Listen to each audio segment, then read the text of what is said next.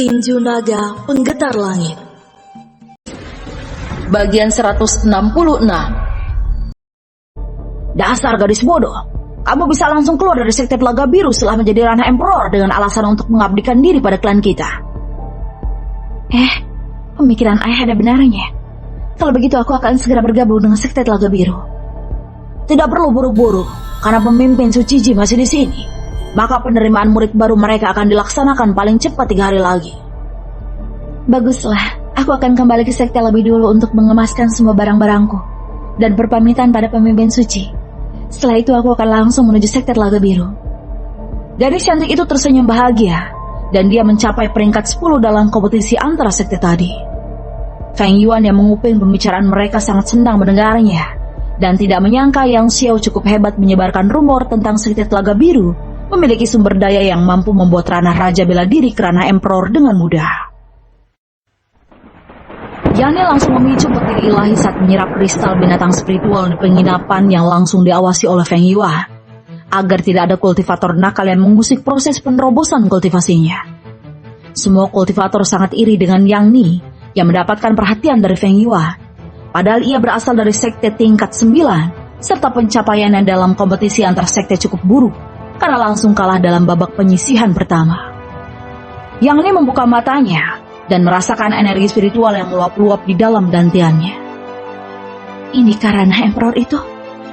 Yang Ni mengepalkan tangannya dan sudut bibirnya memancarkan senyuman manis. Yang Ni segera bersujud di depan Feng Yuan. Terima kasih Penatua Feng. Berkat Penatua lah aku bisa mencapai ranah emperor tanpa perlu berkultivasi selama 100 tahun lagi. Kalau Feng Yuan memintanya menjadi selir atau pelayannya, maka Yang Ni akan dengan senang hati menerimanya. Namun ia yakin dewa tidak akan tergiur dengan hal-hal yang berbau duniawi, sehingga hanya penghormatan ini saja yang bisa ia lakukan. Feng Yuan tersenyum. Ia melakukan ini demi memperkuat sekte Telaga Biru saja, agar Dewa Ji memberikan dirinya dan Feng Ling aura dewa yang membuat mereka dapat dengan leluasa menjelajahi dunia surgawi, tanpa harus takut ditangkap oleh pengadilan surgawi, atau diserang oleh dewa-dewa tingkat rendah yang justru akan merepotkannya dalam pencarian Xiaoyu di dunia surgawi yang sangat luas tersebut. Mulai sekarang, kamu akan menjadi penatua pelataran luar sekte Telaga Biru. Jadi tanggung jawab yang akan kamu pikul sangat besar, sebab karena dengan didikanmu lah murid-murid generasi muda bisa menjadi hebat di masa depan. Sahut Feng Yuan. Aku akan bekerja keras dan mengingat petua dari Penatua Feng. Yang Ni menangkupkan tinju untuk menunjukkan rasa hormat. Feng Yuan tersenyum lebar, karena tidak menyangka kata-katanya ternyata hebat juga, dan teringat dengan juniornya di kelompok Ponix di sekte Pedang Bintang, karena mereka mendapatkan pencerahan serta naik tingkat kultivasi setelah mendengarkan omong kosong darinya. Siapa kamu? Dan mengapa kamu memata-matai kami? Feng Yuan menatap ke arah jendela dengan tatapan niat membunuh. Feng Yuan sebenarnya tidak merasakan aura yang memancarkan permusuhan dari orang itu. Makanya ia tidak menyerangnya dan hanya mengintimidasinya saja dengan aura pembunuh. Hu Gongfeng yang baru saja masuk ke kamar Yang Ni untuk bertemu Feng Yuan langsung menghunuskan pedangnya dan hendak melompat keluar jendela. Namun Feng Yuan mengangkat tangannya agar Hu Gongfeng tidak melakukan hal itu. Hu Gongfeng menyimpan kembali pedangnya yang merupakan senjata tingkat rendah yang baru ia beli di pavilion Persik Surgawi, karena senjatanya yang lama telah digunakan oleh Feng Yuan untuk membunuh Zhou Yinfei, pemimpin suci sekte surgawi. Cepat, tunjukkan siapa dirimu, atau ranah emperor ini akan memukulmu hingga babak belur. Hu Gongfeng menyebut basis kultivasinya sendiri untuk mengintimidasi orang yang bersembunyi di balik jendela tersebut. Pemuda tampan tersenyum masam dan mengangkat kedua tangannya agar tidak diserang oleh salah satu dari 3 orang yang memiliki basis kultivasi ranah emperor di kamar tersebut. Aku adalah Wu Chang'an, utusan dari Grandmaster Alchemist dari pavilion pil kerajaan Yuan Suci. Seru pemuda tampan itu mengungkapkan tujuannya.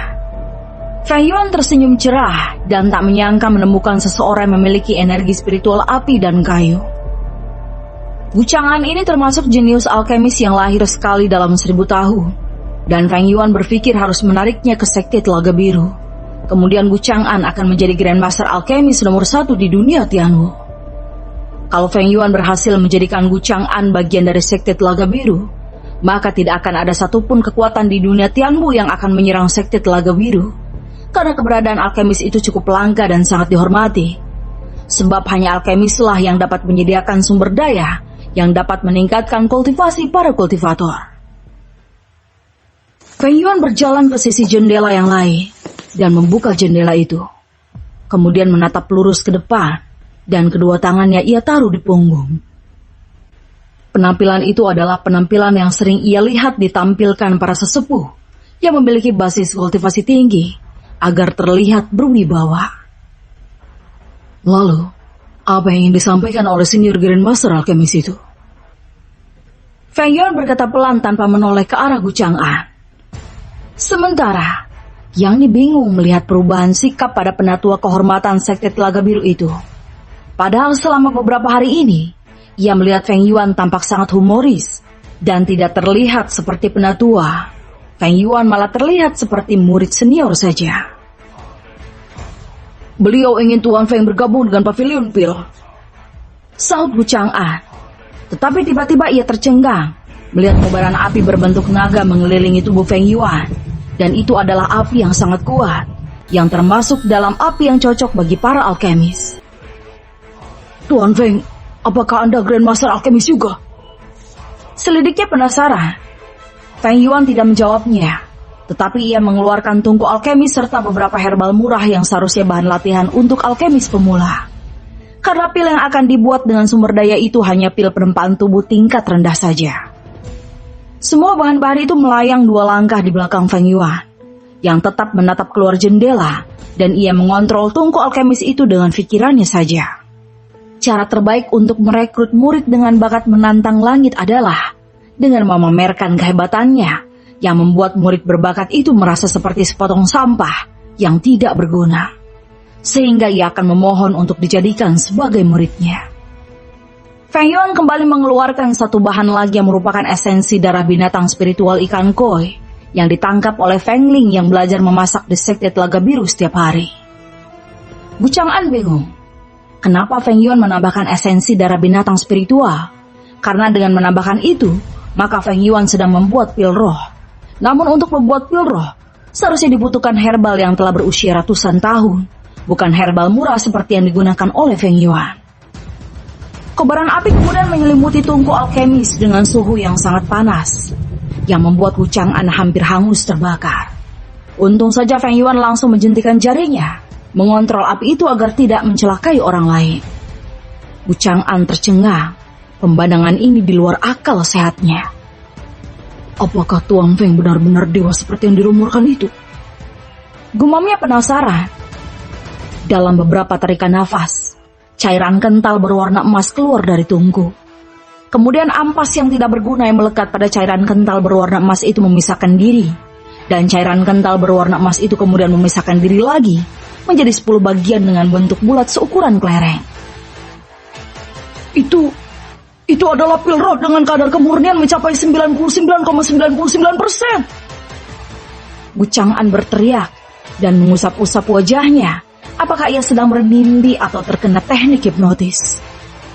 Feng Yuan berbalik arah dan menatap Gu Chang'an sembari menghela nafas panjang. Bagaimana menurutmu? Apakah aku layak menjadi bagian Pavilion Pil? 10 pil roh itu mendarat di tangan Gu Chang'an, sehingga ia bingung kenapa Feng Yuan malah memberikan pil roh itu seperti memberikan permen pada anak kecil saja.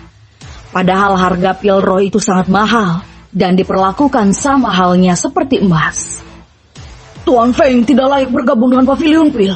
Seharusnya Pavilion Pil yang memohon agar diberikan kesempatan menjadi pelayan Tuan Feng, sahut Gu Chang'an sembari menangkupkan tinju untuk menunjukkan rasa hormat. Kalau begitu, kembalilah dan jangan muncul lagi di hadapanku bila itu bukan sesuatu yang penting. Feng Yuan melambaikan tangan untuk mengusirnya. Gu Chang'an segera pergi dari kamar Yang Ni itu, dan ia beberapa kali menoleh ke belakang seperti ingin mengungkapkan sesuatu. Namun akhirnya ia hanya menghela nafas panjang dan terbang ke arah Pavilion Pil. Hu Gongfeng dan Yang Ni bingung. Mereka awalnya mengira Feng Yuan pamer cara membuat pil roh pada Gu Chang'an untuk merayunya agar bergabung dengan sekte Telaga Biru. Namun setelah Gu Chang'an pergi, Feng Yuan tidak pernah mengeluarkan kata-kata untuk meminta pemuda itu bergabung.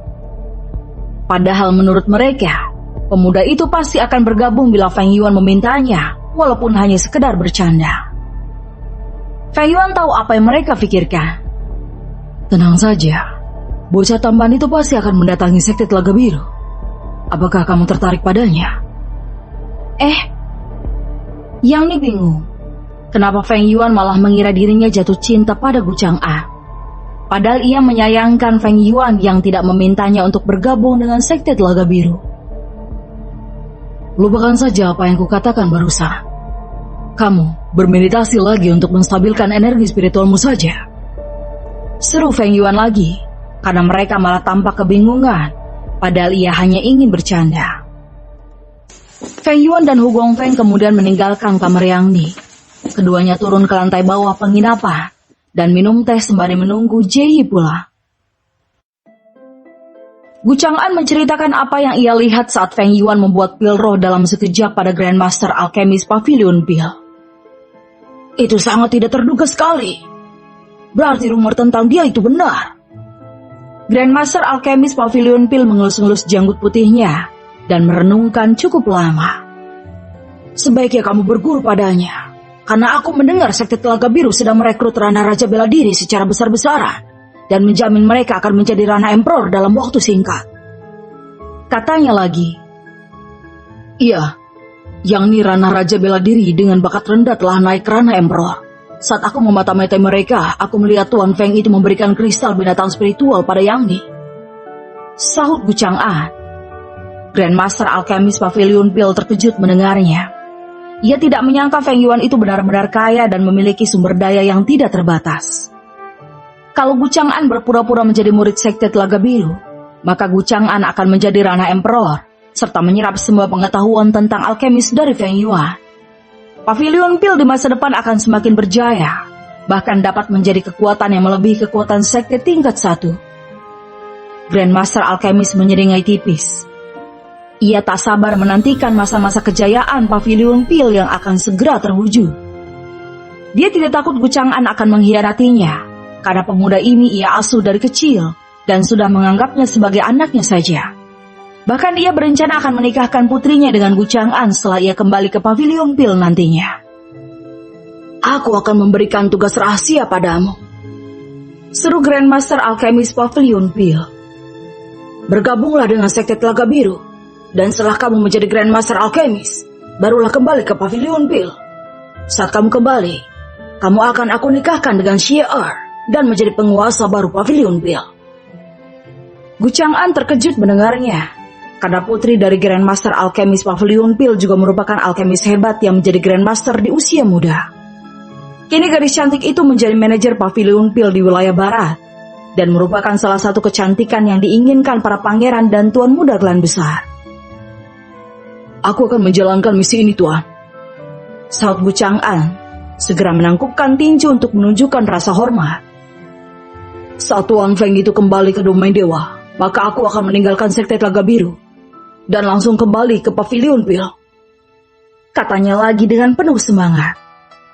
Grandmaster Alchemist Pavilion Pil sangat senang mendengarnya. Dia yakin kepopuleran sekte Telaga Biru itu hanya berlangsung sementara saja. Saat Feng Yuan menghilang, maka para Rana Emperor yang ada di sana akan kembali ke sekte masing-masing.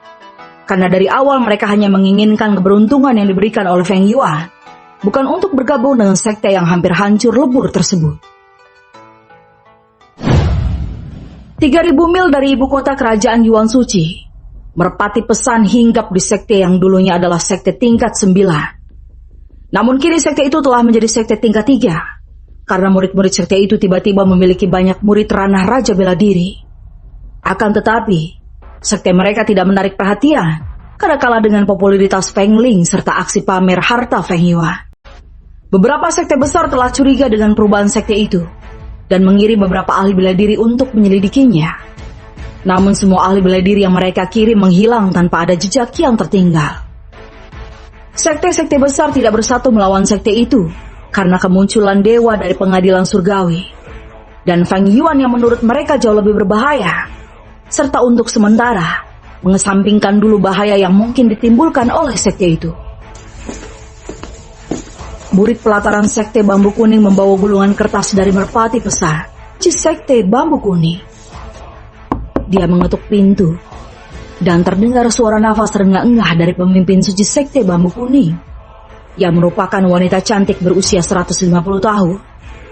Namun penampilannya terlihat seperti gadis berusia 30 tahun dengan dada besar, serta tubuh yang sangat sempurna.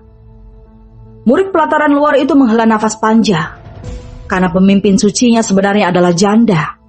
Sebab setahun yang lalu suami dan 10 ranah emperor sekte bambu kuning tewas terbunuh dalam pertarungan melawan sosok misterius bertubuh sangat besar, dan kulit tubuhnya berwarna kemerahan, serta ada tanduk di keningnya. Sosok itu mengaku dewa iblis, dan mengatakan pada pemimpin suci akan menjadikan sekte bambu kuning menjadi sekte terbesar di dunia Tianwu bila menjadi budaknya.